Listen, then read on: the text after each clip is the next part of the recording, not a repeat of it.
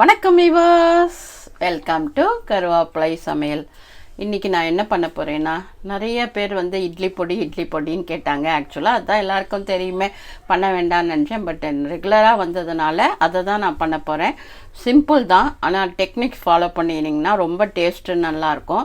அது வந்து 2 விதமாக பண்ணலாம். 3 மாதம் வச்சுட்டா எப்படி கெடாமல் இருக்கும், அந்த மாதிரியும் உடனே ஒரு 15-20 நாளுக்குள்ளே செலவு பண்ணுற மாதிரி கொஞ்சமாக, ஆனால் டேஸ்ட் ரொம்ப நல்லாயிருக்கும். ட்ரை பண்ணி பாருங்கள், சரிங்களா? இப்போ நான் என்ன பண்ணுறேன், 2 ஸ்பூன் எண்ணெய் விட்டுருக்கேன், சரியா? இதில் வந்து கடலைப்பருப்பு போட்டிருக்கேன். ஆக்சுவலாக ஒருத்தர் ரொம்ப நாளாக கேட்குறாங்க, தம்ப்லைனில் இங்கிலீஷில் கொடுங்க, பேசும்போது சில வேர்ட்ஸ் எல்லாம் இங்கிலீஷில் சொல்லுங்கள், எனக்கு சுத்தமாக தமிழ் தெரியலன்னு. ஸோ இது வந்து கடலைப்பருப்புக்கு என்ன சொல்லுவாங்க, பெங்கால் கிராம். இதை நான் 1 கப் எடுத்திருக்கேன். நீங்கள் வீட்டில் இருக்கிற எந்த மெஷர்மெண்ட்டு இல்லை கரண்ட் எடுத்துட்டாலும் ஓகே. இப்போ எண்ணெய் காஞ்செடுத்து இந்த எண்ணெயில் அப்படியே போட்டு வறுக்க போகிறேன். ஆக்சுவலாக எண்ணெய் போட்டு வறுக்கும்போது உங்களுக்கு 15-20 நாள் வச்சுக்கலாம். ஆனால் டேஸ்ட்டு நல்லாயிருக்கும். அதே சமயத்தில் உங்களுக்கு எண்ணெய் ரொம்ப ஊற்றி குழைக்க வேண்டாம். ஏன்னா ஏற்கனவே எண்ணெயில் வறுக்கிறதுனால ரொம்ப எண்ணெய் தேவைப்படாது. ஆனால் ரொம்ப நாள் வச்சுட்டிங்கன்னா சிக்குநாத்தடிக்கும். எண்ணெய் போடாமல் நீங்கள் வறுத்தீங்கன்னா கொஞ்சம் கைவிடாமல் இப்படி வறுத்துட்டே இருக்கணும். மீடியமான இதில் ஹீட்டில் வச்சுட்டு வறுக்கணும், சரிங்களா? இந்த மாதிரி வறுத்தீங்கன்னா உங்களோட இட்லி பொடி ரொம்ப சூப்பராக இருக்கும். ஆனால் ரொம்ப அப்படியே முக்கா பருப்பாக அரைக்காமல் கொஞ்சம் ஃபைன் பவுடர் ப்ளஸ் கொஞ்சம் கொரகரப்பு, அது 2 மிக்ஸ் பண்ணால் எப்படி இருக்கும், அந்த மாதிரி தான் நீங்கள் பண்ணிங்கன்னா தான் டேஸ்ட்டு ரொம்ப நல்லாயிருக்கும், சூப்பராகவும் இருக்கும். ஸோ இப்போ நான் வந்து என்ன பண்ணியிருக்கேன், கடலைப்பருப்பை போட்டிருக்கேன். கொஞ்சம் 2 ஸ்பூன் எண்ணெய் தான் விட்ருக்கேன். அதுவே நல்லா செவந்த உடனே நம்ம வழித்து எடுத்துட்டோன்னா மீதி எண்ணெய் இருக்கும். அந்த எண்ணெயிலேயே அந்த உளுத்தம்பருப்பு, மிளகா எல்லாத்தையுமே வறுத்துடலாம், சரிங்களா? இந்த மாதிரி பண்ணி பாருங்கள், கொஞ்சம் டிஃப்ரெண்ட்டாக இருக்கும் டேஸ்ட்டு, ஆனால் ரொம்ப நல்லாயிருக்கும். இதுலேயே உங்களுக்கு எங்களுக்கு எள்ளு கூட வேணும் சாப்பிட்ணும் அப்படின்னா எவ்வளோ ப்ரொபோர்ஷனேட்டில் எள்ளு போடணுன்னு நான் சொல்கிறேன். எள்ளு போடாமல் பண்ணுறது தான் நான் இப்போ இட்லி மிளகா அப்படி சொல்ல போகிறேன். இப்போ உங்களுக்கு நான் வந்து ஏன் அடிக்கடி கிச்சனில் சமைக்கிறேன் அப்படின்னா, நிறைய பேர் என்ன சொல்கிறாங்க, நீங்கள் வந்து எங்களோட இன்ட்ராக்ட் பண்ணுற மாதிரி இருக்குது, நீங்கள் எங்களோட பேசுகிற மாதிரி இருக்குது, உங்களை பார்த்த உடனே நீங்கள் சிரித்தா நாங்கள் சிரிக்கிறோம், நீங்கள் பண்ணால் அந்த மாதிரி ஒரு வைப் வருது எங்களுக்கு அப்படின்னு சொல்கிறாங்க. அதை கேட்டு எனக்கு ரொம்ப சந்தோஷமாக இருந்தது. இந்த மாதிரி எல்லோரும் லைக் பண்ணுறாங்க. நிறைய பேச்சுலர்ஸ்லாம் தனியாக இருக்காங்களா, நான் சமைக்கிறத பார்த்தோன்னே அவங்களுக்கு ஒரு சந்தோஷம் இருக்குது. டாக்டர்ஸ் கூட 2-3 பேர் என்ன சொன்னாங்க, நாங்கள் வேலையில் ரொம்ப அப்படியே டென்ஷனாக வேலை செஞ்சுட்டு வந்துட்டு உங்களோட, ஆக்சுவலாக நான் ரொம்ப நல்லா சமைப்பேன், ஆனால் உங்களோட சமையலை பார்க்கும்போது எனக்கு அந்த டென்ஷன் ஃப்ரீ ஆகிடுது, ரொம்ப சந்தோஷமாக இருக்குது, நீங்கள் இப்படியே பண்ணுங்க அப்படின்னு. அது மாத்திரம் இல்லாமல் நான் கதைலாம் சொல்கிறேன்னா, அந்த கதை என்ன ஆகுது, சம்டைம்ஸ் நிறையா பேருக்கு பிடிக்கிறது, வாழ்க்கையில் ஏதோ ஒரு கருத்து அந்த கதை சொல்கிற மாதிரி இருக்குது. அதுவும் எனக்கும் பிடிச்சிருக்கு, உங்கள் எல்லாருக்கும் ரொம்ப பிடிச்சிருக்கு. அந்த கதை மூலிமா என்ன ஆகுதுன்னா நம்மக்கிட்ட ஒரு க்ளோஸ் பாண்டேஜ் வந்துடுறது இல்லையா? கரெக்டு தானே? நம்ம வியூவர்ஸ்லாம் என்ன பண்ணுறாங்க, இப்போது எனக்கு நிறையா நியூ ரெசிபீஸ்லாம் வந்து கமெண்ட்டில் கொடுக்குறாங்க. அதெல்லாமும் நான் ட்ரை பண்ண போகிறேன். ஆக்சுவலாக வந்து அந்த ஜவ்வரிசி பக்கோடா வந்து கண்டிப்பாக அவங்க சித்ரா ராகவன் நினைக்கிறேன், அவங்க சொன்னது தான். ட்ரை பண்ணி பாருங்கள். அவங்க அந்த ஜவ்வரிசி இதை வச்சு முறுக்கும் பண்ண சொல்லியிருக்காங்க, காரசாரமாக. அதுவும் பண்ணுறேன் நான். இந்த மாதிரி உங்களுக்கு ஏதாவது நியூ ரெசிபிஸ் தெரிஞ்சதுன்னா சொல்லுங்கள். என்னடா இவ கலராமல் அவள் பாட்டுக்கு பேசின்னு இருக்காளேன்னு பார்க்காதீங்க. நான் வந்து ஓரளவுக்கு மீடியமான ஹீட்டில் வச்சுருக்கேன்.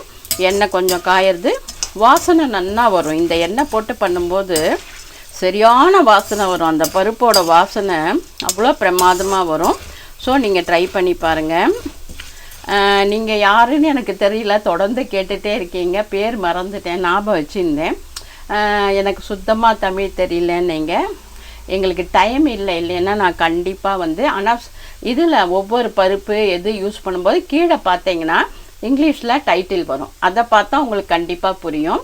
ஒவ்வொரு சமையல் பண்ணும்போதும் இந்த பருப்பு வருங்க, இது என்ன கிராம், எவ்வளோ என்ன பருப்பு என்ன கிராம் அப்படின்னு இங்கிலீஷில் வரும். அதை கொஞ்சம் பார்த்துக்கோங்க.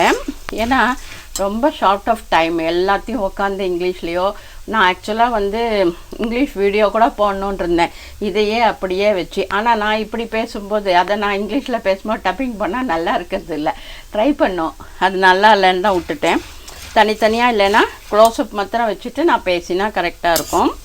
ஸோ வந்து நான் வந்து உங்களுக்காக நான் ஊருக்கெல்லாம் இப்போ போகும்போது கோவிலுக்கு போயிருக்கேன், மாலுக்கு போயிருக்கேன், அதெல்லாம் போட்டிருக்கேன். உங்களுக்கு அதெல்லாம் இன்ட்ரெஸ்ட் இல்லைன்னா சொல்லுங்கள், நான் அதெல்லாம் வீடியோ போடலை. ஏன்னா அது நீங்கள் அவ்வளோவா பார்க்க மாட்டேன்றீங்க. ஆக்சுவலாக அதெல்லாம் பார்க்கணும், அதுலேயும் ஒரு சந்தோஷம் இருக்கும். ஏன்னா நம்ம போக முடியல, அட்லீஸ்ட் அதை பார்த்தா கூட நமக்கு ஒரு சந்தோஷம் இருக்கும் இல்லையா? அதனால் நீங்கள் அதெல்லாமல் கண்டிப்பாக பாருங்கள். பார்க்குறதோடு இல்லாமல் ஷேர் பண்ணுங்கள், எல்லாத்தையும் சொல்லுங்கள். நான் வந்து நிறையா பொடியெலாம் பண்ணுறேன்ல, அதெல்லாம் வந்து நீங்கள் என்ன பண்ணுறீங்க, நிறைய பேர் ஆர்டர் கொடுக்குறீங்க. நான் இல்லைன்னே சொல்ல, எனக்கு ஆக்சுவலாக சப்ளை கூட பண்ண முடியல, எனக்கு டைமே இருக்க மாட்டேன். சம்டைம்ஸ் 2 நாள் 3 நாள் கூட ஆயிடுறது. அதுக்கெல்லாம் நான் வருத்தப்படுறேன். எதுக்கு இதை சொல்ல வந்தேன்னா, நிறைய வீடியோவில் நான் பொடிஸ்லாம் போட்டிருக்கேன், அதெல்லாம் பார்த்து நீங்களே கூட ட்ரை பண்ணால் நல்லா வரும். ட்ரை பண்ணுங்கள். ஆக்சுவலாக பூண்டு பொடி கூட போடலான் இருந்தேன். ஏன்னா பூண்டு வந்து கொலஸ்ட்ராலை வந்து கரைக்கும், அது இல்லாமல் பிபிக்கு ரொம்ப நல்லது. பூண்டு சாப்பிடாதவங்க விட்டுருங்க, பூண்டு சாப்பிட்றவங்க அதை பண்ணிக்கோங்க. நெக்ஸ்ட்டு நான் வந்து நெல்லிக்காய் பொடி, பூண்டு பொடி எல்லாமே பண்ணலான் இருக்கேன். இந்த மாதிரி பொடியெல்லாம் பண்ணி வச்சுக்கிட்டிங்கன்னா நீங்கள் ஒரு குழம்பு பண்ணிட்டா கூட இன்னொன்று பண்ணலையா கொஞ்சம் பொடி சாப்பிட்டுக்கலாம், ரொம்ப நல்லாயிருக்கும். ட்ரை பண்ணி பாருங்கள். பாருங்கள், சூப்பராக ப்ரௌனாக லைட்டாக ப்ரௌன் ஆகிடுச்சு, நல்லா வறுபட்டுடுத்து. இந்த எண்ணெய் போட்டால் உங்களுக்கு என்ன அட்வான்டேஜ்னால் சீக்கிரமாக ஆகிடும். ஆனால் வந்து ரொம்ப நாள் வச்சுக்க முடியாது, ஒரு 20 days மேக்ஸிமம் வச்சுக்கலாம். வெளியிலே தான் வச்சுக்கலாம், இது பொடி தானே, வெளியிலே வச்சுக்கலாம். எண்ணெயை வடிச்சிடுங்க. சப்போஸ் உங்களுக்கு எண்ணெய் நல்லா வடிக்கணும் அப்படின்னா இந்த மாதிரி ஒன்றில் எடுத்துட்டிங்கன்னா எண்ணெய் வந்து க்ளீனாக வடிஞ்சிடும், உங்களுக்கு அரைக்கும் போது ஈஸியாக இருக்கும். சரிங்களா? அந்த மாதிரி கூட பண்ணலாம். ரொம்ப சும்மா 2 ஸ்பூன் 3 ஸ்பூன் தான் ஊற்றுவோம், அந்த எண்ணெயே தாராளம் எல்லாத்துக்கும். சரிங்களா? இந்த மாதிரி நீங்கள் என்ன பண்ணணும், வறுத்துக்கணும்.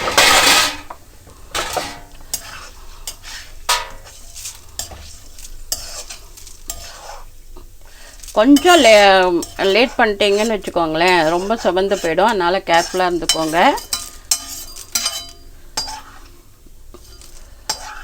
செவந்தா கூட பரவாயில்ல, கருப்பாகக்கூடாது, அவ்வளோதான்.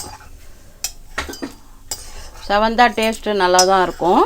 அதனால் நீங்கள் அதை ட்ரை பண்ணி பார்த்துக்கோங்க. இப்போ வந்து இந்த பருப்பு நான் வறுத்துட்டேன்.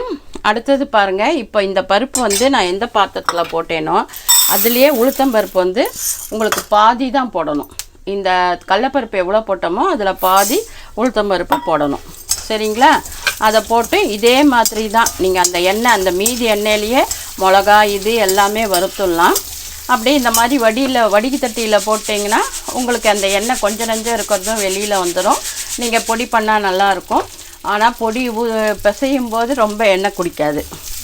இதை ட்ரை பண்ணி பாருங்கள், ரொம்ப நல்லாயிருக்கும். இதுலேயே வந்து நீங்கள் குழந்தைக்கு கொடுக்க போகிறீங்கம்மா, கொஞ்சம் ஹெல்த்தியாக கொடுக்கணும் அப்படின்னா ஒரு 10 பாதாம், என்ன, ஒரு 5 முந்திரி எல்லாத்தையும் வறுத்து, கொஞ்சம் கருவேப்பிலை வறுத்து பொடி பண்ணி பாருங்கள். அது ஒரு தனி டேஸ்ட்டாக இருக்கும். லைட்டாக வந்து ஒரு ஃப்ளேவரோடு இருக்கும். ட்ரை பண்ணி பாருங்கள், ரொம்ப நல்லாயிருக்கும். நான் வந்து உளுத்தம்பருப்பை போட்டிருக்கேன், சிம்மில் தான் வச்சுருக்கேன். அந்த எண்ணெயிலேயே தான், நம்ம முதல்ல ஊற்றின எண்ணெயிலேயே தான் நான் வறுக்கிறேன். நல்லா சிவப்பாக எடுத்துது. அதே மாதிரி இதுவும் நல்லா சிவப்பாக எடுத்துனா போகிறோம். நீங்கள் எடுத்துடலாம். எடுத்துட்டு அடுத்தது மிளகாய் எவ்வளோ தேவையோ அவ்வளோ காரம் கொஞ்சம் தூக்கலாக போட்டால் ரொம்ப செலவாகாது, கொஞ்சமாக தொட்டுப்பாங்க. டேஸ்ட் ஆனால் நல்லாயிருக்கும். பெருங்காயம் வந்து நான் பால் பெருங்காயம் பொடி வச்சுருக்கறனால நான் வறுக்கலை, அதை அப்படியே போட்டு அரைச்சிடுவேன். சரிங்களா?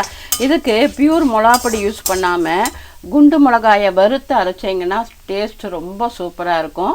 அதனால் நீங்கள் மிளகாயை வறுத்தே அரைங்க. இதெல்லாம் தான் டிப்ஸு. சரி, இது வறுக்கிறதுக்குள்ளே நான் உங்களுக்கு ஒரு சூப்பரான கதை சொல்கிறேன். ஒரு 2 நிமிஷம் இருக்குல்ல, அதுக்குள்ளே கிடக்குடான்னு சொல்லிடுறேன். அதான் முனிவர் சாமியார்னு வச்சுக்கோங்களேன், வந்தாராம் ஒரு ஊருக்கு.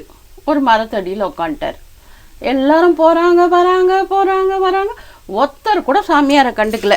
என்னடா ஒரு சாமியார் வந்திருக்காரு, கொஞ்சம் குடிக்க தண்ணி கொடுப்போம், ஏதாவது வேணுமா கேட்போம். அவர் பாட்டுக்கு தியானத்தில் இருந்து பார்த்தாரு, யாராவது ஏதாவது கேட்பாரான்னு பார்த்தாரு. ஒருத்தர் வந்து ஒரு நமஸ்காரம் பண்ணல, பார்க்கல, கடுப்பாயிட்டார். எப்போவுமே உங்களுக்கு தான் தெரியுமே, ரிஷி சாமியாருக்கெல்லாம் கோவம் பத்தின்ட்டு வந்துடும்னு. பார்த்தார், 1 மாதம் பார்த்தார். இவங்க ஒன்றும் சரிப்பட்டு வரலன்ட்டு சாபம் கொடுத்துட்டு போயிட்டார். என்ன சாபம் சொன்னோமா, 50 வருஷத்துக்கு இந்த ஊருக்கு மழையே பெய்யக்கூடாது அப்படின்ட்டாரு. என்னடா அது சொல்லிவிட்டு இவர் பாட்டுக்கு போயிட்டார். அப்புறம் பார்த்தா விளைச்சல் இல்லை, நிஜமாகவே மழை பெய்யலை. ஆனால் எல்லோரும் வெளியில் உட்காந்து ஏதோ பேசிட்டு உக்காந்துன்னு இருக்காங்க. ஆனால் ஒரே ஒரு வீட்டில் இருக்கிற ஒருத்தர் மாத்திரம் டெய்லி காத்தால் கலப்பை எடுத்துன்னு போவார். அவரோட வயலை உழுவார், சாயந்தரமாக வருவார். திருப்பியும் காத்தால் எடுத்துன்னு உழுவார், சாயந்தரம் வருவார். இதை மேலேருந்து விஷ்ணு பகவான் பார்க்குறாரு. என்னடா அது பாவம், இவ்வளோ காஞ்சி போயிருக்கு, இவர் பாட்டுக்கு டெய்லி வந்து உழறாரு, தண்ணியும் இல்லை ஒன்றும் இல்லை. விஷ்ணு பகவான் இப்படி பார்த்துன்னு இருக்கார். பார்த்துட்டு பாவமாக இருக்கே, நம்ம வேணால் சங்கு எடுத்து ஊதலாமா அப்படின்னு நினைக்கிறாரு. அப்போது அவர் நம்ம சங்கு எடுத்து ஊதக்கூடாது, ஏன்னா இந்த ரிஷிக்கும் வந்துட்டு நம்மளே தான் சபிச்சுட்டா என்ன பண்ணுறதுன்னு சொல்லிட்டு பேசாமல் இருந்தார். இதே மாதிரி இவன் போயின்னு இருக்குது. அதை பார்த்துட்டு ஊர்க்காரங்க கிராமத்துக்காரங்க கேட்குறாங்க, எதுக்கு நீ டெய்லி வெறும் காஞ்ச பூமியில் போயிட்டு காத்தால் கலப்பை எடுத்துன்னு போகிற, உழற, சாயந்தரம் வர, என்ன விஷயம் அப்படின்னு கேட்குறாங்க. அப்போ அவர் சொல்கிறாரு, நம்மளோட வேலையை நம்ம ரெகுலராக செய்யணும், செய்யலைன்னா என்ன ஆகும், நம்மளோட வேலை மறந்து போயிடும் இல்லையா. எப்போவுமே ரெகுலராக வேலை செய்யும்போது பாடியும் ஃபிட்டாக இருக்கும், நமக்கு ஐயோ மலப்பாக இருக்காது அப்புறம் வேலை செய்யணுமேனு. அதனால என்ன பண்ணுறாங்க, இவர் வந்து அந்த மாதிரி பதில் சொன்னோடனே விஷ்ணுக்கு வந்து நம்ம வேலையை செய்யலையே, நம்மளுக்கும் அப்புறம் சங்கு ஊத மறந்துடுமோன்ட்டு எடுத்து சங்கு எடுத்து ஊதி போடுறாரு. அது அவர் காதில் அதை கேட்ட உடனே சரியான மழை பெய்யுறது, நல்லா விளைச்சல். அவன் வந்து உழுது வச்சதுனால அவன் நல்லா விளைக்கிறான், எல்லாம் பண்ணுறான். இதுலேருந்து நமக்கு என்ன தெரியறது அப்படின்னா, நம்மளோட கடமையை நம்ம பாட்டுக்கு செய்யணும், எந்த பிரதிபலனும் எதிர்பார்க்காம பண்ணும்போது நமக்கு வேணுன்றதை பகவான் தானாக கொடுப்பார். ஆனால் கடமையிலேருந்து தவறக்கூடாது, சோம்பேறியாக இருக்கக்கூடாது. ஏன்னா அவாவா பாட்டுக்கு இதில் திண்ணையில் உட்காந்து பேசிட்டு இருந்தான்னா அதுக்கப்புறம் இப்போ ஒரு இத்தனை மாதம் ஆயிடுச்சானு போய் கலப்பை எடுத்து உழ முடியுமா, உடம்பு வணங்குமா, யோசனை பண்ணி பாருங்கள். அதனால தான் எப்போவுமே வந்து நம்ம என்ன இருந்தாலும் நம்மளோட அந்த நியமாக டெய்லி செய்கிற வேலையோ நம்மளோட தொழிலையோ மறக்கக்கூடாது. 2 நாள் ரெஸ்ட் எடுத்தால் கூட அடுத்த 2 நாள் வேலை செய்யணும். எப்படி நம்ம டெய்லி எல்லோரும் சமைக்கிறோம் அந்த மாதிரின்னு வச்சுக்கோங்களேன். ஹோட்டலில் ஃப்ரீயாக வருது, எவனோ சாப்பாடு கொடுக்குறான்னு உக்காண்ட்ருந்தா என்ன ஆகும், நமக்கு சமையலே மறந்து போயிடும். கரெக்டாக? அதனால நம்ம என்ன பண்ணணும், டெய்லி அவங்கவுங்க வேலையை அவங்கவுங்க யாரும் சொல்லாமல் அவங்கவுங்க செய்யும்போது கடமையை செஞ்சால் பலன் வந்து தானாக கிடைக்கும் அப்படின்றது தான் இந்த கதையோடது. இப்போ பாருங்கள், நம்மளோட உளுந்தும் சூப்பராக வறுபட்டுடுத்து. இப்போ அடுத்தது அதே எண்ணெயிலேயே மிளகாயும் வறுத்துட போகிறோம். நான் நிறைய எண்ணெய் ஊற்றலை, ஒரு 2 ஸ்பூன் தான் ஊற்றினேன். பாருமா, இங்கே வந்து இந்த மாதிரி ப்ரௌனாக ஆயிடுச்சு பாருங்கள், உளுந்து ஃபுல்லாக. அந்த மாதிரி நீங்கள் எடுத்துடணும், சரிங்களா? இந்த மாதிரி எடுத்துட்டா தான் நம்மளது டேஸ்ட்டு ரொம்ப நல்லா வரும். நம்ம எடுத்த எல்லாமே அந்த பாத்திரம்தான், எந்த பாத்திரத்தில் எடுத்தோமோ அந்த பாத்திரம் அளவு தான் நம்ம வச்சுக்கணும், சரியா? இப்போது நான் என்ன பண்ணுறேன், 1.5 பாத்திரம் இருந்ததா, இப்போ 1.5 மிளகா அளவுக்கு போட்டுட்டேன். இந்த டிஷ்ஷுக்கு தேவையான உப்பை நான் போட்டுடுறேன். இந்த உப்பை போட்டுடுறேன். இங்கே பாருங்கள்,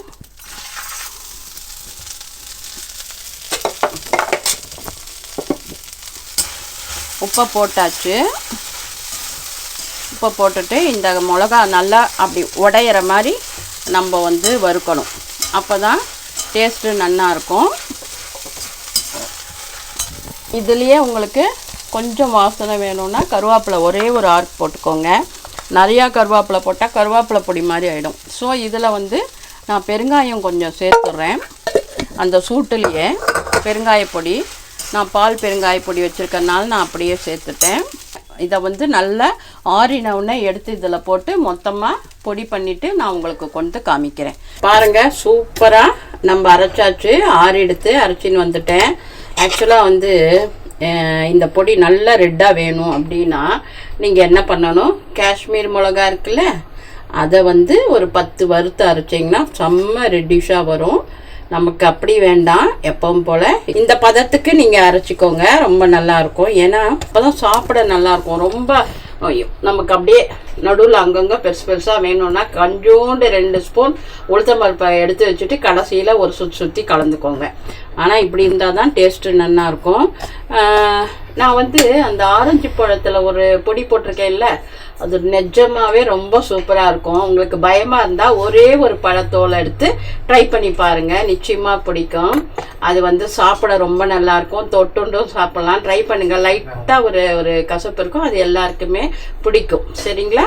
ஸோ இந்த பொடியை ட்ரை பண்ணி பார்த்துட்டு எப்படி வந்ததுன்னு சொல்லுங்கள், ஷேர் பண்ணுங்கள், லைக் பண்ணுங்கள், சப்ஸ்கிரைப் பண்ண மறக்காதீங்க. Subscription free. சரிங்களா? அதோட பெல் ஐக்கானை டச் பண்ணிட்டீங்கன்னா ஆல் நோட்டிஃபிகேஷன், நான் போடுற எல்லா வீடியோவும் வரும். நிறைய பேர் வந்து டெய்லி வீடியோ போட சொல்கிறாங்க. நான் உங்ககிட்ட விட்டுறேன், நான் டெய்லி போடணுமா ஆல்டர்னேட் டேட்ஸ் போடணுமான்றது உங்ககிட்ட விட்றேன். நீங்கள் கமெண்ட் சொல்லுங்கள். ஓகேவா? சரி, ஆரோக்கியமாக சாப்பிடுவோம், ஆரோக்கியமாக இருப்போம். நன்றி, வாழ்த்துக்கள்.